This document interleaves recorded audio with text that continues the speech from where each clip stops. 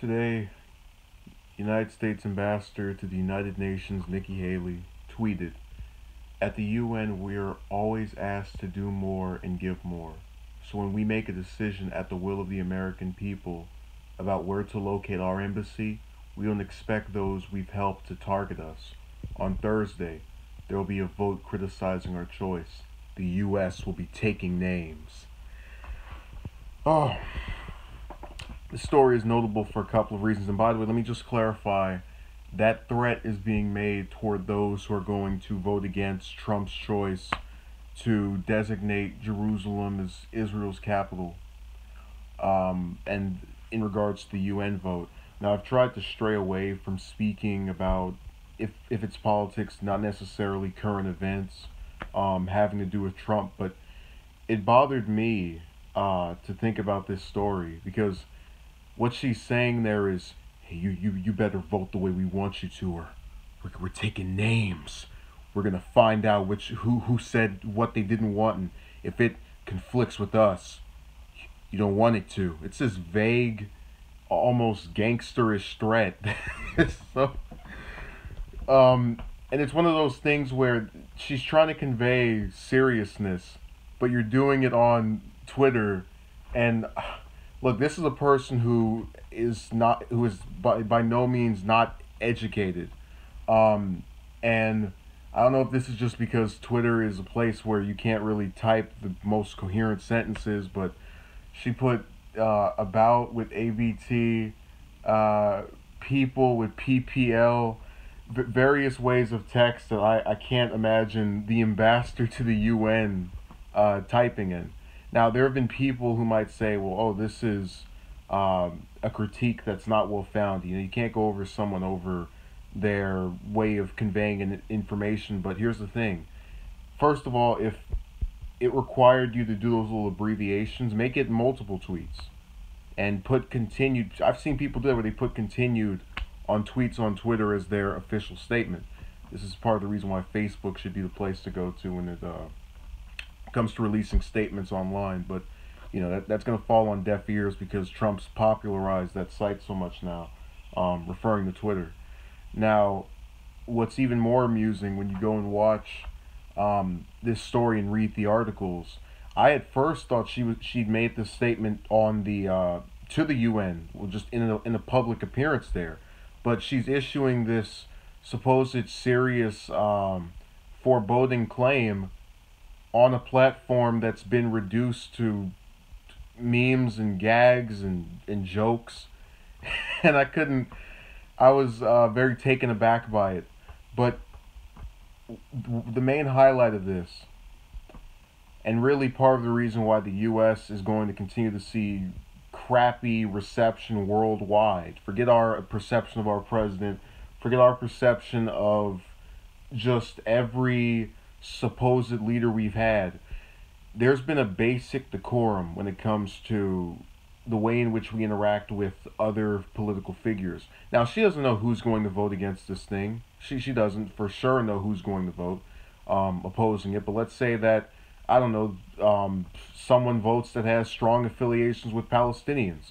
You're really telling me that you wouldn't want to at least maybe speak with them privately or say something that's not so public? Because think about this: if you want to appear as this global power and you want to not be seen as just kind of the joke that's going to sit in power for the next 3 to 7 years, you will go and say, I want to go and talk with this leader of this country, that leader of that country. And it's just this thing where they can't seem to understand, because to my knowledge, she has no foreign policy experience. She was governor, and that typically doesn't require this form of diplomacy. But even without having it, a lot of people would say, hey, look, I don't want this to be something that's known. I don't want there to be this big threat out there for people who might vote a certain way. That's the way things have been done in the past. And unfortunately, since Trump's been in office, he's done the same thing. You go and look at the comments he put out about Corker. He begged me for his endorsement. Even though this isn't him and this is her, it's in that same mantra of just throwing stuff out into the public and trying to get publicity over statements and words and scare somebody, and it's not working. Because what's likely going to happen is that all these countries are going to say, hey, the U.S. is going out of their mind under their current leadership. Let's make sure that we have our own little secret alliance. They'll make sure not to broadcast it on Twitter. And if they try to threaten us or do anything, we're going to make sure that we have each other's back. That's what actual diplomacy is. And the problem is that in the current era, I would not be shocked if these countries said, hey, look, that country over there, even if whatever you feel about that president, some of the people in that administration are just, including the UN ambassador, have no problem going out and making public statements like this, where they're trying to basically make us tuck between our tail feathers and go, oh, I'm so scared. The U.S. is going to do something to me. That's what she's basically conveying there. That if you are any other country, be warned.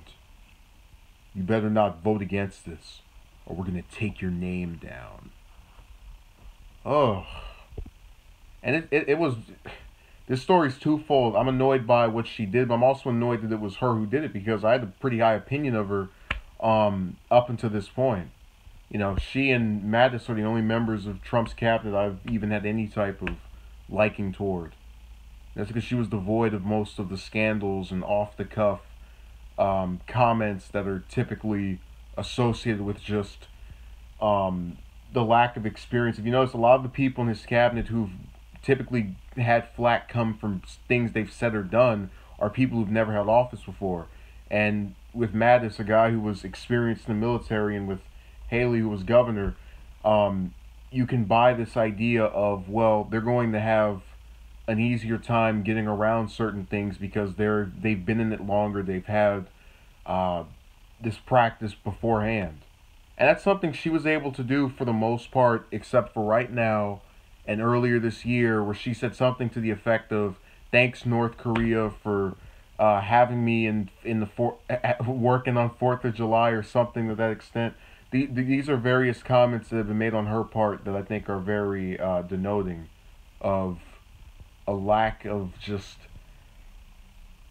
There's a term that could be used for this, but there's this thing of, we can't keep every comment to ourselves. And so why Twitter is becoming this cesspool for just controversy. I think there have been more articles written about things people have said on Twitter. If you count celebrities and politicians of the past, I would argue that the things Trump and other members of his administration have written on Twitter have probably garnered up, in this year alone, have garnered more stories than just all the other years of Twitter existing. Because they're using it for everything. They can't even just go out and say, here's my public statement, I'm going to release it on, this site. No, they will write this out, they'll post some pictures, and social media has just been part of the detriment of this administration. And it's something that I think we could have a deeper conversation about, but this is a prime example of it. Be warned, we're going to take your name if you vote a certain way on the U.S., recognizing Jerusalem as the capital of Israel. Who does that? And I'm sure that all those other countries, when they vote as part of the UN General Assembly, they're going to be so worried. Oh, the U.S. I can't vote against the U.S. The ambassador is gonna write my name on a piece of paper, and they'll do something to me of what I don't know. But I'm so terrified. I'm shaking in my boots. They really think this type of rhetoric, and see that stuff kind of works when you're talking about North Korea, because that's one nation that knows the caliber of its strength in comparison to yours. They know they get wiped out. But when you're talking about a multitude of nations, that is so dangerous and just not forthcoming. It's not pragmatic. You can't have those types of threats levied at that many people. It'd be different if, say, this were, I don't know, the U.S. and Peru. Okay, we know what Peru's military is. We can calculate the numbers of the people there. But all these different countries, no. So, hopefully Twitter gets used a lot less by just everyone in that cabinet next year. I doubt it. It's things like this that remind me of why I'm so tired of the misuse of social media. You don't make statements like that on these types of accounts. You can go and put it out in some other format, or go to the actual assembly. Which is what I thought this was, because she's done that in the past. Where when what was that? There was a an airstrike Trump had back in April, and the day afterwards she came and spoke out in front of the assembly. That was the time to make that type of statement and to actually speak of something that was serious. Um, so I think it's just irresponsible, but nevertheless, thank you for watching and have a good day.